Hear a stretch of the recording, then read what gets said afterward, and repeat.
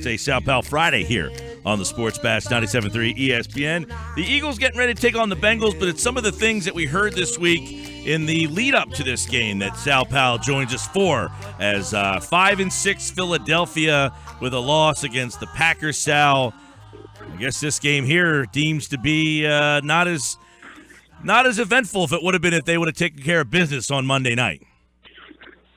Yeah, Mike, I kind of disagree with you. I think this game is so important for so many reasons. This team has got to stop the slide. This team has got to do something to show that they're playing for pride, that they're playing to win football games. I think it's very, very important that they win this game. Well, I agree with you on that point, that they got to stop this and start to get that feeling changed. But yes. Doug Pederson this week kind of came out and said, look, we're playing a lot of young guys. We got a plan. We got a process. This was to be expected. Yeah, I just think that that's a rationalization. I think it's unfortunate that he said that. I think at this juncture of the season, you're playing for wins. You're showing your team how to win. You're expecting your team not only to have effort, but to play smart so that they can finish games and win games. And that starts and ends with the head coach. Especially considering, listen, first of all, you haven't played well on the road. Okay, so let's check that box off and play well against the Bengals. 2, you have 3 division games. You haven't won a game in your division yet, and all of your division games are at home. You got to play it well in front of your home crowd. You've got to get the good feeling back with this football team, with the home crowd. I think that Packers game was such a disappointment in so many ways that the only way to erase that is to beat Washington, New York, and Dallas at home. Sal, what's the rationale from your perspective? Last week, they came out, went right down the field. DGB, a couple of catches. They ran the ball, they scored. We didn't see them go back to that blueprint the rest of the night. What is the rationale from your perspective? How is that justifiable? It's not. I think the game was lost in the first drive of the third quarter. They came out of the halftime locker room, Mike, and they were running the ball extremely well with Wendell Smallwood. And then on first down at the Green Bay 45, they try to throw the pass to Zach Ertz, doesn't connect. And then on the second down, he throws an interception into double coverage. I thought that Doug Pederson lost the game right there. They have the formula on how to win with a young quarterback. It's to run the football and support him. They're doing it in Dallas. It's not really any, great mystery how you win with a young quarterback. They did it with Roethlisberger in his rookie and his second year in Pittsburgh. Mm-hmm. You got Flacco, same deal in Baltimore, and he was a rookie. So it's a lot that is a big mystery. How you win with a young quarterback is a bunch of BS. Yeah, well, and even with all the lack of weapons, last week, you went right down the field and scored with these lack of weapons. You did it in Seattle. You went right down the field and scored, and they got away with those game plans. They were moving the ball early in the year when they were winning games with the lack of weapons. It just seems that Doug is almost overthinking on game day.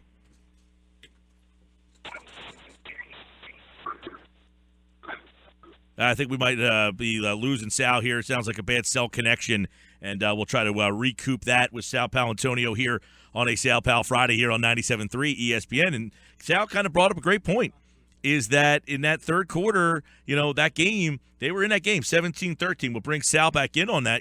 This team has moved the ball with even their perceived lack of weapons, Sal, and it just seems he's kind of overdoing things on game day, outthinking himself. No, totally outthinking themselves. And, Mike, I looked at it this week, according to ESPN stats and information, the average margin of victory or loss is only 8.2 points. That, if it holds, that would be the smallest margin of win or loss in the Super Bowl era. And the Eagles' point differential per game is 3.2 points. That's it. They're not getting blown out. They've been in every game, Mike. And it's been critical mistakes either by the coach, mostly by the coach, or the fumbles. I go back to it over and over again. If Ryan Matthews doesn't fumble the ball against Detroit, totally different season in my view. Totally different. And they had the Cowboys on the ropes at home. Totally. Funny, we were talking about that before the show today, about how Philadelphia's fumble led to this, and that fumble recovery for Detroit led for them. Look at their season, how it changed on that one play. Absolutely. Hey, Sal, this week, Jim Schwartz came out and he took accountability. He said, look, I take accountability for that. What'd you think of their defense Monday night? I mean, is this just Rodgers was just in one of those? I likened Rodgers to the Monday night when Favre's father passed, and he just was unconscious that night. There was nothing you were going to do to stop that guy. That's what Rodgers looked like the other night. Well, the ball came out at an average of 1.8 seconds in that game. 1.8. Tom Brady leads the league over the season at 2.2. So do the math. He was faster than Brady. But there was a reason why he was faster than Brady, Mike. They were playing soft coverage. And bad coverage. They needed to be at the line of scrimmage. If you're only going to rush 4, you have to be up on the line of scrimmage. You have to press. You have to challenge wide receivers and tight ends. You give them a free release, 1.8 seconds, ball's out, you have no chance to get to the quarterback. I don't care. And Fletcher Cox did not. Let's put this to rest. Fletcher Cox did not play a bad game. He was getting penetration, but the ball was out. Yeah. No, I'm glad you said that because I think he's been getting poor remarks from people looking at, watch some of the film. He's getting 3 and 4 guys on him. Where are the other guys who are getting the single, blocks that they can't get off of? And that's something Jim Schwartz said. But if the ball is out 1.8 seconds, that's coverage. Yeah. That's not your pass rush. So come on, let's get real here. Well, Sal, yes, exactly, and let's get real about this game. If they get a win on the road, they play Washington next week. If they can get 2 in a row, all of a sudden the narrative changes a bit. So what needs to happen this week against a team that is probably looking at themselves in the mirror and saying, how are we stuck at 3-7-1? Yeah, it's sad when the Eagles are in the same category with the Cincinnati Bengals. You never want to have to say that. Never, ever. It actually pains me to say it. I think they can win the game, but I'm not sure that they will. I'm not sure right now that they have enough offense to win any game. Their offense in the last 5-6 weeks has failed to generate 3 scores. If you can't generate 3 scores, you're putting so much pressure on your defense. Now, there's no A.J. Green, we know that, so you don't have to worry about double teaming him. So this secondary should be able to handle it. And if they go into a game, potentially Jordan Matthews hobbled at practice this week, you would assume Aguilar plays this week? Yeah, I would assume because you're shorthanded, but I don't like the way Pederson is handling this. Yeah. He's stringing him along, and if you remember last week, I said he should play him.